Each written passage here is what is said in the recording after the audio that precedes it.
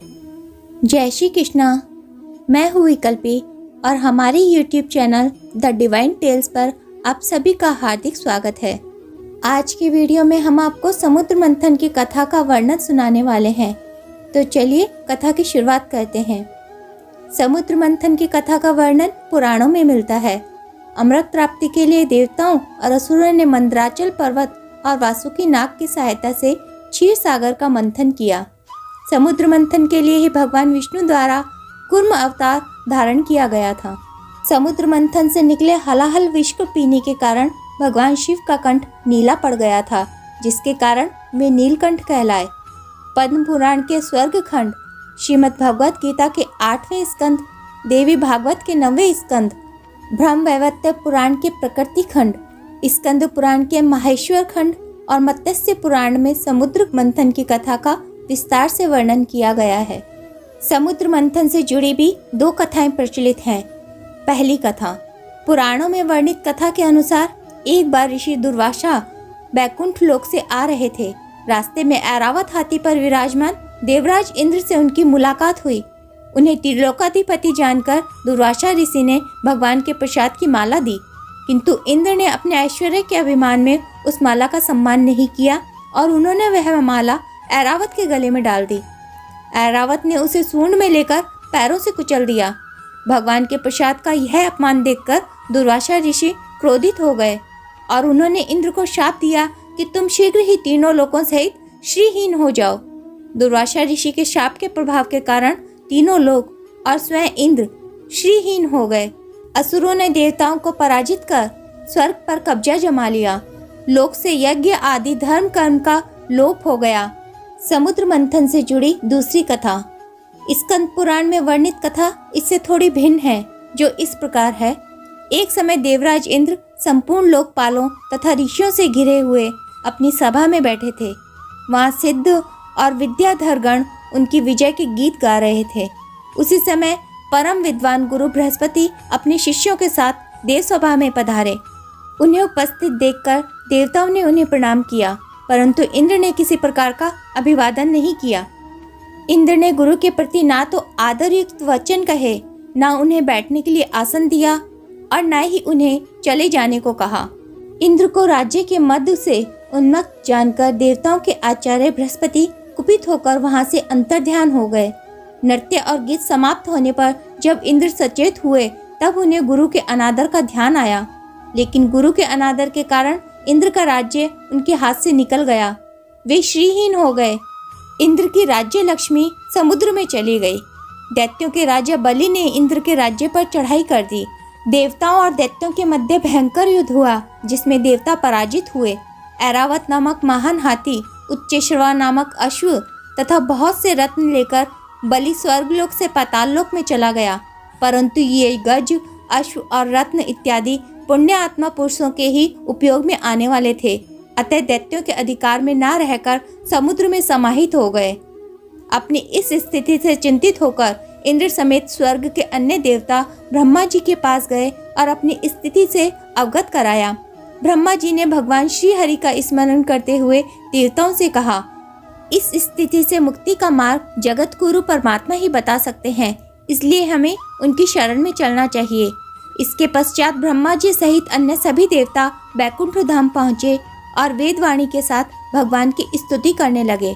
जब देवताओं ने सर्वशक्तिमान भगवान श्री हरि की स्तुति की, तब वे उनके बीच प्रकट हो गए। ब्रह्मा जी ने भगवान विष्णु से कहा, ब्राह्मण और देवताओं के कल्याण के लिए जो कुछ करना आवश्यक हो उसका आदेश आप दें, हम वैसा करने को तत्पर हैं। तब भगवान विष्णु ने कहा, इस समय असुरों पर काल की कृपा है, इसलिए जब तक तुम्हारे अभ्युदय और उन्नति का समय नहीं आता, तब तक तुम असुरों और दानवों के पास जाकर उनसे संधि कर लो। कोई बड़ा कार्य करना हो तो शत्रुओं से भी मेल मिलाप कर लेना चाहिए। यह बात अवश्य है कि काम बन जाने पर उनके साथ सांप और चूहे वाला बर्ताव हम कर सकते हैं। ऐसा कहकर श्री हरि ने सांप और चूहे वाली कथा सुनानी प्रारंभ की। किसी मदारी की पिटारी में सांप तो पहले से ही था, संयोगवश उसमें एक चूहा भी जा घुसा। चूहे के भयभीत होने पर सांप ने उसे प्रेम से कहा कि तुम पिटारी में छेद कर दो, फिर हम दोनों यहाँ से भाग जाएंगे। पहले तो सांप की इस बात पर चूहे को विश्वास नहीं हुआ, परंतु बाद में उसने पिटारी में छेद कर दिया। इस प्रकार काम बन जाने पर सांप ने चूहे को निगल लिया और पिटारी से निकलकर भाग गया। इस कथा को सुनाने के बाद भगवान विष्णु ने आगे कहा, तुम लोग बिना विलंब किए अमृत निकालने का प्रयत्न करो। उसे पी लेने पर मरने वाला प्राणी भी अमर हो जाता है। पहले क्षीर सागर में सब प्रकार के घास, तिनके, लताएं और औषधियां डाल दो। फिर तुम लोग मंदराचल की मथानी और वासुकी नाग की नेति बनाकर मेरी सहायता से समुद्र का मंथन करो। उन्होंने देवताओं को विश्वास दिलाते हुए कहा कि दैत्यों को केवल श्रम और क्लेश मिलेगा, जबकि तुम लोगों को अमृत फल की प्राप्ति होगी। असुर लोग जो भी चाहें वह सब स्वीकार कर लो। शांति से सब काम होता है, क्रोध करने से कुछ भी हासिल नहीं होता। भगवान विष्णु ने देवताओं को समझाते हुए कहा, पहले समुद्र से कालकूट विष निकलेगा, उससे डरना नहीं। किसी भी वस्तु के लिए कभी भी लोभ ना करना। पहले तो किसी वस्तु की कामना ही नहीं करनी चाहिए, परंतु यदि कामना हो और वह पूरी ना हो तो क्रोध तो करना ही नहीं चाहिए। भगवान विष्णु के आदेशानुसार इंद्र आदि देवता दैत्यों के राजा बलि के पास पाताल लोक गए। राजा बलि ने तीनों लोकों को जीत लिया था। इंद्र ने राजा बलि को समुद्र मंथन और उससे प्राप्त होने वाले अमृत की कथा बताई। अमृत प्राप्ति के लोभ में असुरों ने देवताओं से संधि कर ली। समुद्र मंथन को संपन्न करने के लिए उन्होंने मंदराचल को उखाड़ लिया और समुद्र तट की ओर ले चले, परंतु एक तो मंदराचल पर्वत बहुत भारी था और दूसरे उसे ले जाना भी बहुत दूर था। इससे इंद्र, बलि आदि सब के सब हार गए। जब वे किसी भी प्रकार मंदराचल को आगे ना ले जा सके और उनका उत्साह भंग हुआ तो उन्होंने भगवान विष्णु की स्तुति प्रारंभ कर दी। उनकी स्थिति को जानकर भगवान विष्णु गरुड़ पर सवार होकर वहां प्रकट हुए। भगवान विष्णु ने एक हाथ से मंदराचल पर्वत को उठाकर गरुड़ पर रख दिया और स्वयं ही उस पर सवार हो गए।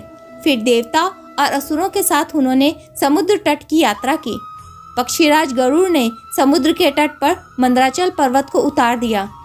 देवता और असुरों ने नागराज वासुकी को यह वचन देकर कि समुद्र मंथन से प्राप्त होने वाले अमृत में तुम्हारा भी हिस्सा होगा, उन्हें भी सम्मिलित कर लिया।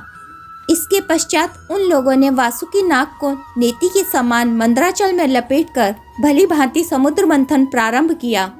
उस समय पहले पहल अजित भगवान वासुकी की मुख की ओर लग गए, इसलिए देवता भी उधर ही आ जुटे। देवताओं का वासुकी के मुख की ओर खड़ा होना असुरों को पसंद नहीं आया। असुरों ने कहा, पूंछ तो सांप का अशुभ अंग होता है, हम उसे नहीं पकड़ेंगे। हम देवताओं से किसी बात में कम है क्या? असुरों की बात सुनकर भगवान ने वासुकी का मुंह छोड़ दिया और देवताओं के साथ उन्होंने उनकी पूंछ पकड़ ली। इस प्रकार अपना अपना स्थान सुनिश्चित कर देवता और असुर अमृत प्राप्ति के लिए समुद्र मंथन करने लगे। जब समुद्र मंथन होने लगा तब देवताओं और असुरों के पकड़े रहने पर भी अपने भार की अधिकता के कारण मंदराचल समुद्र में डूबने लगा। उस समय भगवान ने देखा कि यह तो विघ्नराज की करतूत है, इसलिए उन्होंने उसके निवारण को उपाय सोचकर अत्यंत विशाल और विचित्र कच्छप यानी कि कछुए का रूप धारण कर लिया और समुद्र में जल में प्रवेश करके मंदराचल को अपनी पीठ के ऊपर स्थापित कर लिया। इससे मंदराचल पुनः समुद्र में ऊपर आ गया। समुद्र मंथन संपन्न करने के लिए भगवान ने असुरों में असुर रूप में, देवताओं में देवता के रूप में और वासुकी नाग में निंद्रा के रूप में प्रवेश कर उनकी शक्ति और बल का विस्तार किया। इसके पश्चात देवता और असुर उन्मुक्त होकर मंदराचल के द्वारा बड़े वेग से समुद्र मंथन करने लगे। जब देवता और असुरों के समुद्र मंथन करने पर भी अमृत ना निकला तब स्वयं अजित भगवान समुद्र मंथन करने लगे। जब भगवान ने इस प्रकार समुद्र मंथन किया तब समुद्र में बड़ी खलबली मच गई। मछली, मगर, सांप और कछुए भयभीत होकर ऊपर आ गए। समुद्र मंथन से उसी समय हलाहल नामक अत्यंत उग्र विष निकला। वह अत्यंत उग्र विष सभी दिशाओं में ऊपर नीचे फैलने लगा। हलाहल विष के भय से सभी देवता और असुर समुद्र मंथन छोड़कर भागने लगे। इससे बचने के लिए सभी देवता और ऋषि मुनि भगवान शिव की स्तुति करने लगे और कहने लगे कि त्रिलोक को भस्म करने वाले इस विष से आप हमारी रक्षा करें। हलाहल विष के कारण संपूर्ण लोक पर आए संकट से देवाधिदेव शंकर के हृदय में बड़ी व्यथा हुई। परोपकारी सज्जन प्रजा का दुख टालने के लिए स्वयं दुख झेला ही करते हैं। इसे चरितार्थ करते हुए लोक में व्याप्त संकट को दूर करने के लिए भगवान शिव ने उस हलाहल विष को अपने कंठ में धारण कर लिया। विष के प्रभाव से भगवान शिव का कंठ नीला पड़ गया। जिस समय भगवान शिव विषपान कर रहे थे उस समय उनके हाथ से थोड़ा सा विष टपक पड़ा। उसे बिच्छू, सांप तथा अन्य विषैले जीवों ने तथा विषैली औषधियों ने ग्रहण कर लिया। जब भगवान शिव ने विषपान कर लिया तब पुनः देवताओं और असुरों द्वारा समुद्र मंथन प्रारंभ किया गया। इस बार समुद्र मंथन से देव कार्य की सिद्धि के लिए अमृतमयी कलाओं से परिपूर्ण चंद्रदेव प्रकट हुए। समुद्र मंथन के क्रम में कामधेनु गाय प्रकट हुई। वह अग्निहोत्र की सामग्री उत्पन्न करने वाली थी, इसलिए ब्रह्मलोक तक पहुंचाने वाले यज्ञ के लिए उपयोगी पवित्र घी, दूध आदि प्राप्त करने के लिए ब्रह्मवादी ऋषियों ने उसे ग्रहण कर लिया। इसके पश्चात समुद्र मंथन से स्वर्गलोक की शोभा बढ़ाने वाले कल्पवृक्ष, पारिजात, च्यूत और संतान नामक 4 दिव्य वृक्ष प्रकट हुए, जिसे देवताओं ने अपने पास रख लिया। कल्पवृक्ष याचकों की इच्छाएं उनकी इच्छित वस्तु देकर पूर्ण करता रहता है। इसके बाद उच्चेश्वर नामक घोड़ा निकला। वह चंद्रमा के समान श्वेत वर्ण का था। राजा बलि ने उसे लेने की इच्छा प्रकट की। इसके पश्चात ऐरावत नामक श्रेष्ठ हाथी निकला। उसके बड़े बड़े 4 दांत जो उज्जवल वर्ण के थे, कैलाश की शोभा को भी मात करते थे। ऐरावत के साथ श्वेत वर्ण के 64 हाथी और थे। तत्पश्चात कौस्तुभ नामक पद्मराग मणि निकली, जिसे अजित भगवान ने अपने हृदय पर धारण कर लिया। इसके पश्चात समुद्र से भांग, काकड़ सिंगी, लहसुन, गांजा, अत्यधिक उन्माद कारक धतूरा तथा पुष्कर आदि बहुत सी वस्तुएं प्रकट हुई। इसके पश्चात सुंदर वस्त्रों से सुसज्जित एवं गले में स्वर्ण हार पहने रंभा सहित कई अप्सराएं प्रकट हुईं। इसके बाद शोभा की मूर्ति स्वयं भगवती लक्ष्मी प्रकट हुई, जिन्हें ब्रह्मवेता पुरुष अन्वीक्षिका कहते हैं। कुछ इन्हें वैष्णवी भी कहते हैं। वे भगवान की नित्य शक्ति हैं। इसके बाद समुद्र मंथन करने पर कमल नयनी कन्या के रूप में वारुणी देवी यानी कि मदिरा प्रकट हुई। भगवान की अनुमति से दैत्यों ने उसे ले लिया। इसके पश्चात अमृत प्राप्ति की इच्छा से जब और समुद्र मंथन किया गया तब उसमें से एक अत्यंत अलौकिक पुरुष प्रकट हुए। वे साक्षात भगवान विष्णु के अंशांश अवतार थे। वे ही आयुर्वेद के प्रवर्तक और यज्ञ भोक्ता धन्वंतरी के नाम से प्रसिद्ध हुए। जब दैत्यों की दृष्टि उनके हाथ में रखे अमृत कलश पर पड़ी तब उन्होंने शीघ्रता से उस अमृत कलश को छीन लिया। जब असुर उस अमृत कलश को छीनकर ले जा रहे थे तो देवताओं का मन विषाद से भर गया। इसके पश्चात देवतागण भगवान विष्णु के पास गए। उनकी स्थिति जानकर भगवान विष्णु ने कहा, तुम लोग खेद मत करो, मैं अपनी योग माया से उन्हें फूट डालकर अमृत तुम लोगों को दिला दूंगा। उधर अमृत प्राप्ति के बाद दैत्यों के मध्य उसके बंटवारे को लेकर झगड़ा प्रारंभ हो गया। जब दैत्यों के मध्य अमृत के लिए तू मैं हो रहा था, उसी समय भगवान विष्णु मोहिनी रूप धारण कर उन लोगों के समक्ष उपस्थित हुए। अनुपम रूप लावण्य से भरी एक सुंदर रमणी उनके सामने खड़ी थी। मोहिनी के आकर्षक रूप और सलज मुस्कान ने सभी दैत्यों को काम मोहित कर लिया। सभी दैत्य मोहिनी के रूप पर मुग्ध होकर झगड़ना भूल गए और मोहिनी के पास चले आए। उन्होंने मोहिनी से कहा, अवश्य ही विधाता ने दया करके शरीरधारियों की संपूर्ण इंद्रियां एवं मन को तृप्त करने के लिए तुम्हें यहाँ भेजा है। हम लोग एक ही जाति के हैं, फिर भी हम सब एक ही वस्तु की चाह रख रहे हैं, इसलिए हमारे मन में बैर की गांठ पड़ गई है। सुंदरी, तुम हमारा झगड़ा मिटा दो। हम सभी कश्यप जी के पुत्र होने के नाते सगे भाई हैं। हम लोगों ने अमृत के लिए बड़ा पुरुषार्थ किया है। तुम न्याय के अनुसार निष्पक्ष भाव से इसे बांट दो, जिससे हम लोगों में किसी प्रकार का झगड़ा ना हो। तब परिहासपूर्ण वाणी में मोहिनी रूप धरे भगवान विष्णु ने कहा, आप लोग महर्षि कश्यप के पुत्र हो। मेरी जाति और कुलशील से आप सर्वथा अपरिचित हैं। फिर आप लोग मेरा विश्वास कर न्याय का भार मुझ पर क्यों डालना चाहते हैं? विवेकी पुरुष स्वेच्छाचारिणी स्त्रियों का कभी विश्वास नहीं करते। मोहिनी की इस प्रकार की वाणी को सुनकर दैत्यों के मन में उसके प्रति विश्वास और गहरा हो गया। इसके पश्चात दैत्यों ने अमृत कलश मोहिनी को सुपर्द कर दिया। भगवान ने अमृत का कलश अपने हाथ में लेकर मुस्कुराते हुए कहा, मैं उचित या अनुचित जो भी करूं, वह यदि तुम लोगों को स्वीकार हो तो मैं यह अमृत बांट सकती हूँ। सभी दैत्यों ने एक स्वर में कहा, स्वीकार है। इसके बाद सभी दैत्यों ने एक दिन का उपवास करने के पश्चात अगले दिन स्नान कर हवन इत्यादि किया। दान पुण्य का कार्य करने के पश्चात सभी दैत्य सभा मंडप में कुश आसन पर पंक्ति में बैठ गए। तब हाथों में अमृत कलश लेकर मोहिनी सभा मंडप में आई। इसी समय सभी देवतागण हाथों में भोजन पात्र लेकर असुरों के समीप आए। उन्हें देखकर मोहिनी ने असुरों से कहा, इन्हें आप लोग अपना अतिथि समझें। यह धर्म को ही सर्वस्व मानकर उसका साधन करने वाले हैं। इनके लिए यथाशक्ति दान देना चाहिए। मोहिनी के प्रभाव में असुरों ने देवताओं को भी अमृत पान के लिए बुला लिया। भगवान ने मोहिनी रूप में यह विचार किया कि असुर तो जन्म से ही क्रूर स्वभाव वाले हैं। इनको अमृत पिलाना सर्पों को दूध पिलाने के समान बड़ा अन्याय होगा। इसलिए उन्होंने असुरों को अमृत में हिस्सा नहीं दिया। भगवान ने देवता और असुरों की अलग अलग पंक्तियां बना दी। इसके बाद अमृत का कलश लेकर भगवान दैत्यों के पास चले गए। उन्हें अपने हाव भाव से मोहित करने के बाद फिर देवताओं के पास आ गए और उन्हें अमृत पिलाने लगे। असुर अपनी प्रतिज्ञा का पालन कर रहे थे। उन्हें यह विश्वास था कि मोहिनी देवताओं को अमृत पिलाने के बाद असुरों को भी अमृत पिलाएगी। इसलिए असुर शांत बैठे रहे। जिस समय भगवान देवताओं को अमृत पिला रहे थे, उसी समय छाया पुत्र राहु नामक दैत्य देवताओं का वेश बनाकर उनके बीच में आ बैठा और देवताओं के साथ उसने भी अमृत पी लिया। परंतु चंद्रमा और सूर्य ने उसकी पहचान कर ली और भगवान विष्णु को इसके बारे में बता दिया। अमृत पिलाते पिलाते ही भगवान ने अपने चक्र से उसका सर काट डाला। अमृत का संसर्ग न होने के कारण उसका धड़ नीचे गिर गया, परंतु सिर अमर हो गया। ब्रह्मा जी ने उसे ग्रह बना दिया।